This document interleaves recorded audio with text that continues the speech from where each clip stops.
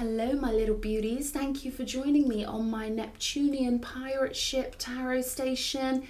I want to say a big thank you to those of you who've been with me from the very, very beginning, and a big thank you to all of you who've joined me along the way. However, I am about to get thoroughly ambitious, and I feel like that is the call. I'm seeing a big trumpet in my mind as I say this. That is the call from the divine realm for us to truly step into our gloriousness together in our golden energies going into this new year. So who's with me? I want to get piratey, let's get creative, let's use our personal alchemy in the most beautiful way to be the artists and the leading role players of the game that we always intended to be. I love you guys. I'm feeling really enthusiastic. So enthusiastic, I'm dropping my cards and look what comes out. The Six of Wands. So it's all about that victory, it's all about that glory, it's all about us having our crowns on as often as possible, getting into our sovereign career callings, going with the flow when we need to, putting our foot down, avoiding the dog shit and gliding on up the road. Why on earth did I have to go and ruin it, eh? Always someone's got to lower the tone. Anyway, I'm going to zone in and we're going to see what's coming out on someone's beautiful journey. I'm seeing pink. I'm seeing a female, with a beautiful cocoa complexion with a pink beret on. So I feel like someone out there has kind of been designing their own pirate ship in some symbolic way, designing something big that's going to move forward, because you've got the love to get the ocean flowing non-physically and lift that boat off the ground. So they show me a pink diamond, so that's a heads up for somebody who's doing something phenomenal. Let me know if you think that's you in the comments. I feel like you've got a beautiful innocent cherubim heart, and I feel like you always keep the faith, and I feel like you're glowing with some sort of idea. So gorgeous stuff. Okay, I'm going to zone back into my zone in, my tune in, my warm up. And we're going to invite in those beautiful, loving, benevolent energies, ancestors, brothers, sisters, guides, benevolent ones, heartful ones, any being in non-physical who wishes to flow through me and give a clear message to someone watching my video in the energy of love. I invite you in at this time. Thank you to all the cherubima. And thank you to the angels guiding and guarding this reading.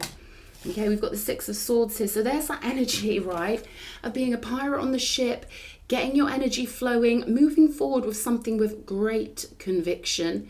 And someone's got a beautiful mind where they can hold an image. Now, holding a vision of your future isn't as easy as it sounds. Holding on to your beautiful childlike enthusiasm when you've got an idea that maybe no one else understands, keeping that beautiful torch lit for your own creations is the key to them coming into existence. So I feel like someone's had a major breakthrough and faith is just overflowing in your life here. They want you to know that the waters in the non-physical are moving, right? And that joins on to the message I just had for that individual. But like, this is someone moving forward in a beautiful way. We've got the Fool energy, which I'm going to take, and I'm going to get one more. A big venture. And there's that innocent heart with the Fool. There's someone who's always been listening to their inner nature. And I feel like someone needs to build their confidence up because you've got such a beautiful heart, and because maybe you've got this tender side of you, this sweet side of you. Maybe sometimes you're in your head too much with this Eight of Swords popping up. And I just feel like Spirit wants you to be confident and wants you to know that it's perfect for you to be lighthearted. It's perfect for you to be faithful. It's perfect for you to even have a childlike joy and exuberance when it comes to creating something. And there's this energy of those people, whoever they are, anyone who hasn't understood you, they've given you a weird vibe, they've thrown weird energy at you, they've maybe looked at you funny to other people. You know what they're like. They think they're hiding their faces, they're not. And they certainly can't hide that energy from the cherubima. And I feel like that's what's happened here with this Eight of Swords. Maybe someone's energy is kind of soaked into you. It's giving you that kind of feeling of, what, maybe I'm crazy. Am I really going to do this? Am I really going to go forward with this? Yes, you are, because you've got that immortal beauty that the Fool carries with him or her. And that beautiful connection to, this is coming through like golden compass, because it's like they call it a demon, right? That little ally, that instinctive ally. But I feel like with you, I'm getting pussycat energy, right? Where you've got this beautiful, soft, cuddly, like undercurrent. Okay, maybe you're tough in the streets. I'm not saying you're not, but I'm saying you've got this beautiful, tender part of you. You've got a lot of love to give, and Spirit wants you to stay in that innocence, stay in what others might see as foolishness. That's what makes you great, that's what makes you glorious, and that's what makes you an initiate, my darling. So, you know, there's a flow here, a flowing out, and maybe trying to avoid certain energies that always give you that weird feeling. I know it's hard when they're family and stuff, but mate, I'm crazy. I don't put up with shit from anyone. I don't care. Soul group only, right? 8 of Swords energy here. So, I feel like you could be escaping some of these traps, right? Because it can feel like we're getting trapped and we've got to do something we don't really want to do. And your soul's telling you, nah, go this way. I feel like you're going to be going that way. And yeah, there's some beautiful venture that I feel like Spirit wants you to encapsulate this venture. Spirit wants your consciousness to be all about this venture, like a crystal ball. They're kind of showing me, you know those bottles with the little ships in? A ship in a bottle, where they manage to squeeze it in, but it's almost like a treating your dream like that, building a picture of your dream and thinking of nothing but that, because I feel like you deserve some sort of a better vantage point. Or maybe there's just energies. I personally, from a personal level, don't feel like these energies deserve to be around you. I don't feel like they're on your level. You know me, I'm very strict with my Saturn and my Pluto and my Neptune piratey ways. So I'd be like, ugh, get away from me. I don't know who this is, but I'm feeling protective of you right now. Like, nah, destined for glory, destined for great things. Show me, what's the next one after the 6 of Swords? Transformation, baby. And we know, and I feel like you've got the gusto here to go through the death process. Most humans, they never do, baby. They only go through death when they die. But we are better than that, okay? We can transform constantly. And I feel like there's this generational magnetism where we're just so good at this. We just keep transforming and keep transforming. And we've watched each other do this over the years, right? Anyone with a memory, like, it's not always easy to remember these shifts in culture and consciousness, but you are someone who loves transforming. You love it, and I feel like you've been waiting for this. I feel like the transformation in and of itself is going to eliminate and dissolve these pesky, dusty energies. These are like little dust bunnies of the mind, right? And we want to vacuum up those little dust bunnies, and I feel like that's what death is going to do here. 8 of Cups energy, and they're giving me infinity all over the place with you. Sometimes your reality glitches with your infinite nature, right? Let me get my bearings here.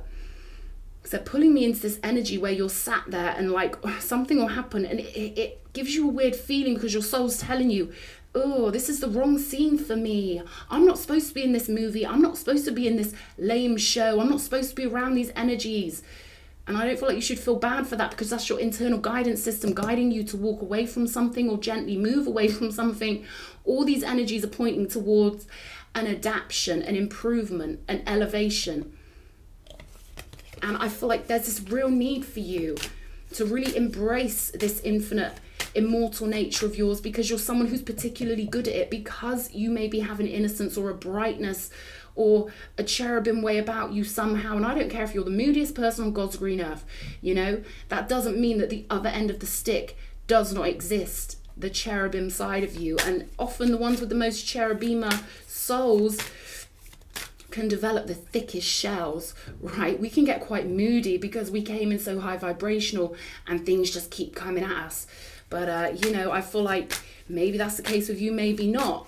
Either way, the advice here is that everything in this universe is magnetically pulling you towards a situation where you no longer have to be in these little mind trap situations, whether it's work, whether it's, you know, family situations, whether it's bumping into people you don't want to in the neighborhood. Everything's pulling you this way. Everything's pulling you towards something that will naturally blend. They're telling me this is not going to be some catastrophic shift, but it's almost like they're showing me pixels getting removed and pixels being added in.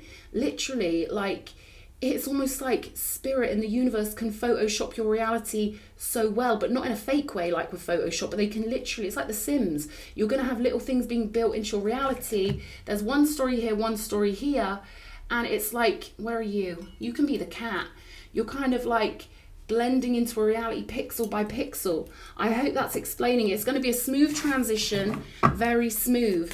But they want you to have hope that it's not always going to be awkward, or it's not always going to be annoying. You've just got to go with the flow of this river here and let yourself transform in a major way. I cannot wait to clarify this death card. 4 of coins, so stability. Your higher self does have a lot of stability, and you know it very well. And this is very rare. They want you to know. Legacy. We've got runes on this card. We've got the rune of legacy. And we've got the Fearhu. Now, funnily enough, I got that rune mixed up on another reading. I thought it said Anzuz, right? And it didn't. Or I got it mixed up somehow. But I feel like this is coming up again for a reason. No coincidences.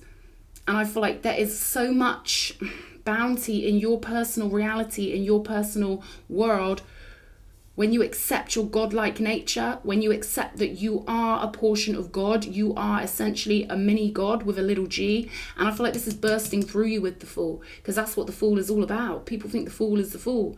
Well, yeah, the Fool is the Fool, but the Fool is also the illuminated being who knows they are a portion of God and that time ain't going nowhere. And you've got this sack of all these beautiful gifts you've brought from previous lives here. There's something here about you really anchoring into your higher self, about this being a daily reality for you to bring your dreams into reality. And I feel like career is really important for you. There's so much here waiting for you to mine. This is like mining for what you deserve, your birthright, everything your beautiful energy conjures up within this reality. I think you know this. You know, I feel like someone needs to tell you that your essence is really rich and gorgeous, and that it conjures up a lot non-physically. You know, you can have 2 people stood side by side, right? And I like to see it as a movie. So we always know when we're watching movies who the asshole is archetypally and who the hero is archetypally. And there's reason for that. And that reason is universal law. But, you know, I'm getting the energy of your soul, the way you tune into non-physical in your very being, pulls a lot of energy in that others may not be able to pull in on such a potency level. And that's earned you a lot here with the 4 of coins. It's earned you a huge amount of stability. There's a diamond on this card. We've got the rune for legacy, which is like a 10 of pentacles energy, and really reaping the rewards here of your previous actions in a beautiful, beautiful way, where what you are has got to come back to you. Page of Cups here. And again, it's a gentle energy of the universe offering you bit by bit, beautiful thing by beautiful thing, more gorgeous things into your reality, which is going to dissolve anything that feels uncomfortable to you. They want you to know that the universe is handling you in a very gentle way. So maybe there's something in your birth chart. I mean, you know, I'm Pluto and Scorpio in my first house, and I'm a bit contradictory. I'm very dichotomous, but I'm feeling like with you, you'd have quite a fascinating birth chart to analyze, because I feel like your birth chart would be really different to mine in such a fascinating way. And I feel like there would be, I feel like I'd see and I'd feel a lot of gentle, luxurious, beautiful, almost like an opalescent silk they're showing me in my mind's eye. You could love like luxury hotels or nice silky things and fluffy things and nice fireplaces and stuff like that. Maybe it's like an Aquarius kind of, some interesting placement in Aquarius maybe, or Pisces. But this is gorgeous. This is also you being your own best friend, right? And I feel like that's what they're recommending here. To get out of any 8 of Swords energies, any worry, any anxiety, you've got to remember to be your own best friend with the Page of Cups. And that's what this card represents. It represents us using our mind in the most beautiful way, and really kind of using our imagination in the most fertile and blossoming way, and making sure we're cultivating that emotionality in a gorgeous way so that the universe must reflect it back at us. So there's also a refinement here. Putting the icing on the cake kind of energy, topping off that pizza kind of thing. It's almost like there's a big pizza for you to bake, and then you've just got to put the mozzarella on, and there'll be a refining process also coming in.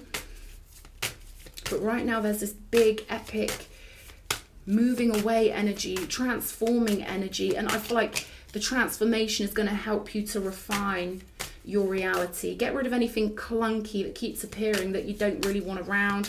We've got the 7 of Swords here, and stealth is a word that's coming through, right? Allowing yourself to have this double-sided nature also. You do have a shadow for a reason, and I'm not saying go out and be a banshee and smash someone's face in. I'm not saying that, but there's something about the Seven of Swords when you're deciding how to alchemize your reality, and particularly when you're deciding how to deal with people, you've got to understand you need a pillar of severity and a pillar of mercy. And I feel like you're all mercy, mercy, mercy, but there's something about you needing to kind of, you know, hold yourself in high esteem and understand the value of your energy, and don't be afraid to have a double-sided blade, right? Because this is about you playing your hand correctly, following your spiritual pathway, not getting pulled down into any timelines or storylines that won't benefit you, but rather flowing on your way to refining your reality. And it's funny, the dichotomy and the opposites that exist in our universe, because we think that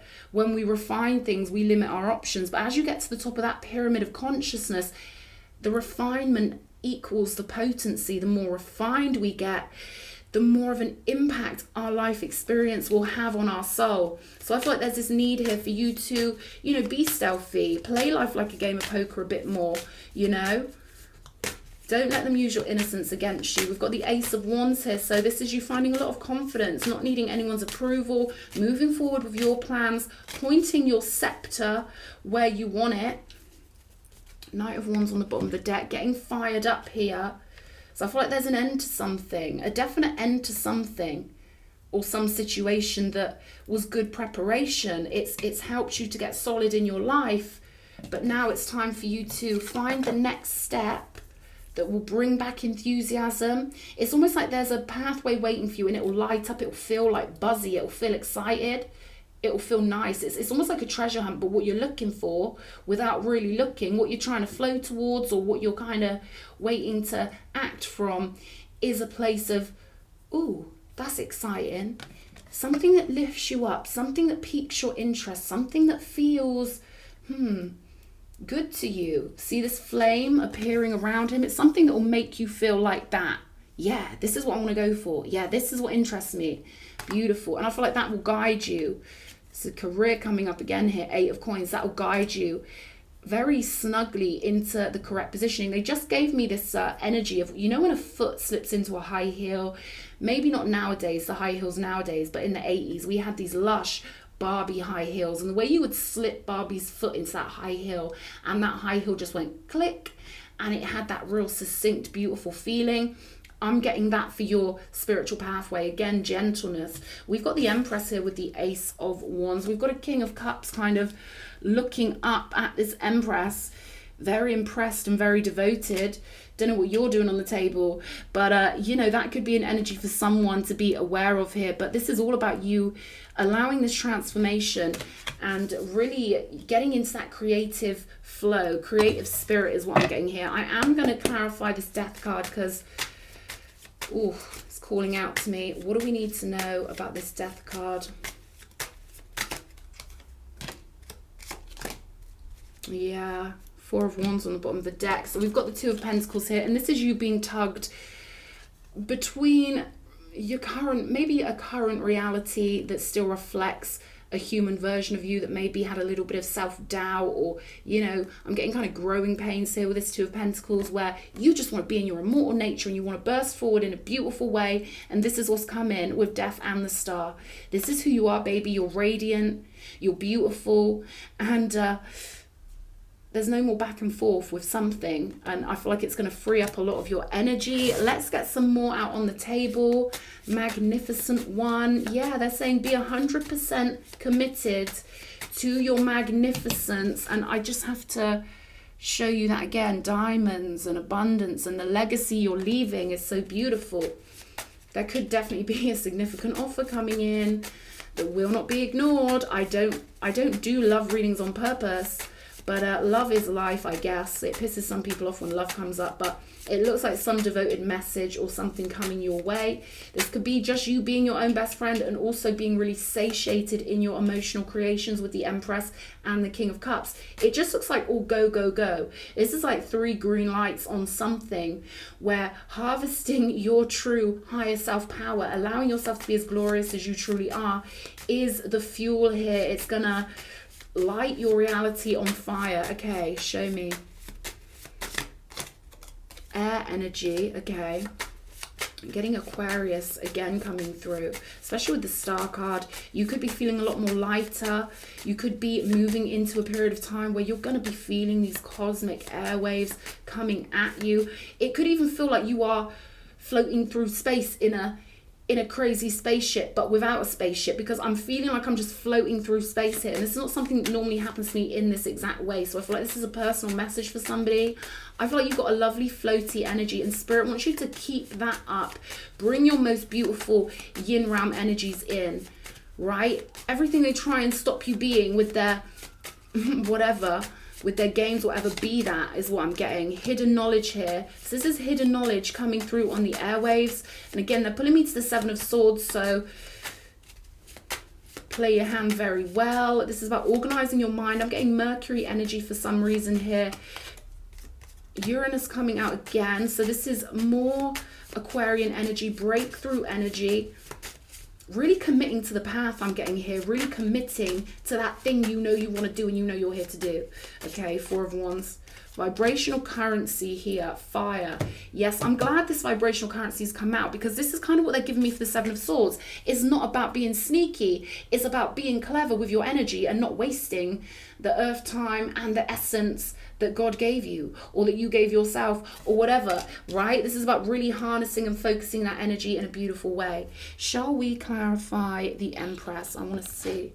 Star energy, Empress energy, being adored, adulation, going in the right direction is what I'm getting here. Complete reward. This is a Ten of Cups energy. And again, that holding of the vision. It feels like so many things in life come at us to try and crumple our inner vision and make us feel like we're crazy or we're stupid or we're dumb little kids. It's kind of that same old pattern, isn't it? So holding on to this beautiful freaking vision that is really girly or seems really naive or whatever the case may be is a beautiful thing. Holding on to that part of your nature is a powerhouse thing. Why do you think there's so many energies in the world trying to stop it? Because it is a true superpower. Portal of love energy here. I'm getting zoom with pink jet fuel, right? So someone's moving forward in a gorgeous way, and Spirit wants you to know, don't let them use your gorgeousness against you. Especially if you're a Libra, you may need to put the horns on. You may need to like switch it up and put some Aries horns on when it comes to your personal business dealings, because people will walk all over you with your harmony. Sometimes when you're Libra, they did it to Ashanti. Go and watch a video on Ashanti and see how many songs they stole off that poor girl. I love Ashanti. She's so cute and light-hearted and Venusian, and that pisses me off that they did that to her. It really does. So that's a message for somebody. Don't let them use your beautiful Venusian, gorgeous God-given elixir against you. Put your foot down if you need to with the Seven of Swords. Okay, we've got offers here coming in. Yeah, he's determined, she's determined. This energy, this devoted energy is determined to get a message to you. This could be something that Spirit wants to just put in your subconscious mind so that you're open to it in the future. Even if you feel like a moody, you know what, at the moment, okay, they're saying just, you know, chill, don't shoot the messenger. Or, you know, some of you want a bit of devotion.